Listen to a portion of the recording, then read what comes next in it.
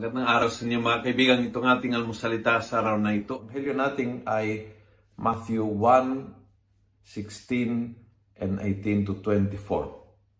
Sabi ng Ebanghelyo, this is how Jesus Christ was born.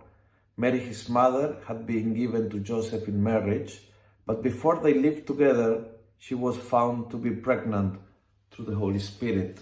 A big problem. Nung panahon na yan, mahirap explain. Mula kay Mama Mary, kay Joseph, mahirap i-explain, mahirap magpaliwanag. Kay Jose siguro napakahirap na tanggapin na bago sila magkasama, si Maria ay buntis. At alam niya na ito'y gawa ng Diyos. Kung kaya, parang hindi mo alam ang gagawin mo. Dahil minsan ang galaw ng Diyos ay nakakagulo,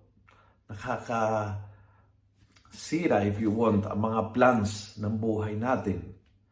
And usually, sinisira niya ang mga plans natin dahil may napakagandang plan para sa atin. Pero masakit tanggapin na nasira ang mga plans, ang mga pangarap ay nawasak. Siguro pangarap niya ay makaroon ng maraming anak at ngayon makakaroon siya ng iisang anak na hindi anak niya. And masakit.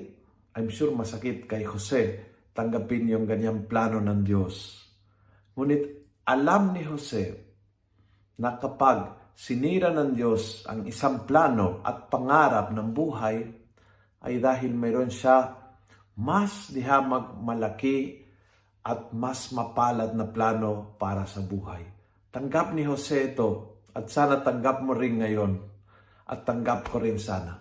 Na may times na talagang hindi matutupad ang ating mga pangarap at masira ang ating mga plano. At ito'y dahil sa gandang plano at habag ng Diyos sa ating. Sinisira niya ang ating mga pangarap to give us a bigger and greater dreams. And nawasak ang ating mga plano para matupad ang kanyang plano na talagang bukal ng dakilang blessing. Embrace yung challenge ngayon.